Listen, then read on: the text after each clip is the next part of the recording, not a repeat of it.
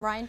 Police out of Providence, Rhode Island, just releasing brand new images. Take a look closely here, hoping that the public can step in and really help them piece this all together. Investigators now saying they don't know if that gunman is still in the Providence area or if they have now fled the state. Investigators are working to really reconstruct the suspect's movements here in this newly released video, both before and after the deadly shooting. A $50,000 reward now being offered for information leading to an arrest and conviction. I want to remind you that this is a very active investigation, very complex investigation, and it's the dedicated work of the men and women of the Providence Police Department, the Detective Division, the Community Response Team, the Special Response Team.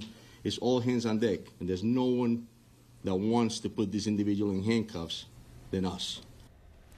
And today we also learned the identities here of the two students who were killed, a foreign exchange student and Ella Cook, a sophomore from the state of Alabama.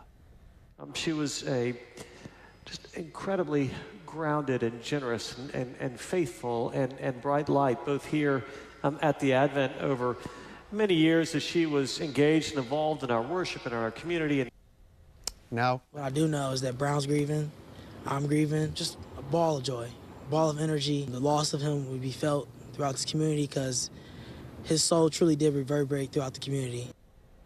Now back out to campus. Flowers and signs are out along Hope Street there, just feet away from the actual crime scene, the engineering building where that deadly shooting took place. And right now, investigators pursuing new leads in their desperate search for the gunman who opened fire in a Brown University classroom, killing two students.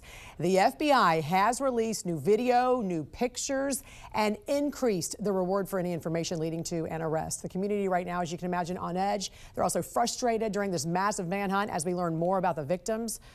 Mohammed Aziz Uzmerkov was living in Virginia. He was a talented musician and aspiring brain surgeon whose family had immigrated from Uzbekistan years ago. Sophomore Ella Cook, she was from Alabama. She was the vice president of the Brown College Republicans chapter, remembered by her hometown church as a bright light. She made her mark at Mountain Brook High School. She was making her mark at Brown University. Thank you for joining us. I'm Jan Jeffcoat. It's Tuesday, December 16th, and we do start this morning with the latest out of Providence, Rhode Island, where authorities are hoping some new video can lead to an arrest. We want to get right to Mark Boyle at the live desk with the latest on this. And Mark, now that we see some of this new video, we can see more of the details, this suspect's stocky build, and the fact that this video was taken hours before that shooting, which of course leads to the belief they've been able to track this guy to see where he came from, and perhaps even more videos they're hoping will now come to light from the public, maybe some ring camera video or something. And that's what they're hoping for. By releasing this video, somebody might see something, say something. He was wearing a mask the entire time, so his face not crystal clear. This morning, Providence police are still tracking down leads, Jan, that could help them find this man and bring him into custody, accused of shooting and killing students there, 2 of them leaving 9 injured. Now, in the past 24 hours, investigators have released some new videos. This is the person of interest. A ring camera video here released, one example of many. Take a good look as detectives are trying to figure out who this man is, wearing the mask and the black beanie. Police describe him about 5'8" with a stocky build. What do you think he was doing? Was he staking out the area? Because this was the day before the shootings, correct? Correct. And so, that's it. So hours before, days So before. it was a few hours before, and I'll tell you that at this point, that's all we have. So it was a few hours before. What he was doing, we'll be able to find out. Now, the renewed search for the suspects come a day after police say they had a person of interest in custody, but ultimately released that person because they had the wrong person locked up. Meantime, the memorial for the victims continues to grow on campus. Brown students Ella Cook and Mohammed Umerzakov were all killed in that attack. These are some videos coming in. They say the man here was inspired by medical profession. He wanted to be a brain surgeon, while Cook was a top member of the university's conservative group. Some of her friends in Alabama remembering her this morning. She was radiant. You know, the customers that would come in here, she was so, connected with the community. It's like she would come in and people would know her name, they would know her face.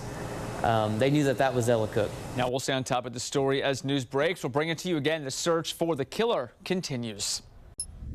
cameras in the hallway, but they don't show the suspect, or Brown is not releasing them, or you're not releasing them to us. How does a multi-million-dollar school not have a bunch of cameras in the hallway? Why isn't there more video or metadata?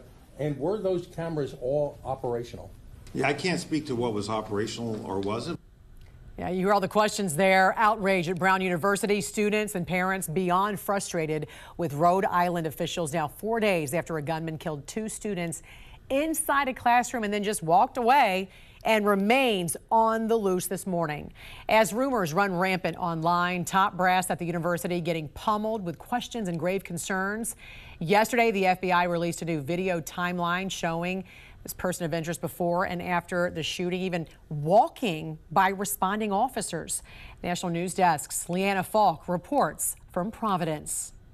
Multiple angles tracing the steps of the person of interest. Hiding in plain sight. Providence police releasing their clearest views yet, captured mostly on home security cameras, walking, doubling back, and at times running across Providence's east side hours before the shooting. That is the behavior that perpetrators will do with pre-attack surveillance. Police now believe the individual, dressed in a two-toned black and green jacket, wearing a hat and face mask, was casing the area for hours, possibly days or weeks. Officials say the person was spotted as early as 10:30 Saturday morning. His activity is very consistent with target surveillance, which then leads to target acquisition. And then from there, if he mobilizes, in this case, which he did, he would carry out the attack. The FBI's edited timeline shows the individual walking east on Manning Street just after 2 p.m. Saturday, turning south on Cook, retracing steps on Benevolent, then running east toward Cook again around 2:30. At one point, he's seen walking north on Cook before quickly turning around, and a second individual follows. And after the shooting, minutes after 4, dashcam footage shows him passing a Providence police cruiser before turning onto Hope. His appearance consistent until just before 3, when he's spotted now wearing a crossbody satchel. It's very important that, the bushes be checked, behind fencing, behind trash canisters. Investigators now asking residents and businesses to rewind their cameras even further, at least a week back, and check for any familiar quirks or consistencies. He puts his hands behind his back as he's processing. Those are all consistent behavior patterns that people could pick on. In Providence, Leanna Falk reporting. Now to that manhunt in Providence, Rhode Island, where it's now 5 days since the deadly mass shooting at Brown University and still no suspect in custody, just surveillance images and videos. And now we are learning a new attempt from police to drum up leads. Investigators putting out a couple of new photos. This is not the suspect. This is just somebody that they want to talk to here. Keep in mind, this is what police say is somebody that was near the suspect, and they're trying to track this person down. Police say they could possibly have information that's key to this investigation. Authorities say they are running down every single possible lead right now. Information comes in. It could come in from the tip line. The team runs it to ground. They rely on other evidence, the flock cameras that the colonel referenced, other electronic data that Amanda's referring to, and you can rule that person in or out. When that person's is ruled out, you move on to the next one. Now, I want to show you a map that investigators have released. This is an area around the school. The areas in green are the locations where the key suspect was just before the shooting. Right here, you see the green on the map. The red areas highlighted, that's after the shooting. And then this big blue box, essentially, that's the neighborhood, the area of focus, if you will, where they're trying to track down information, surveillance video, pictures, anything at all. They just do not have the information they need right now to bring them to that suspect and the killer.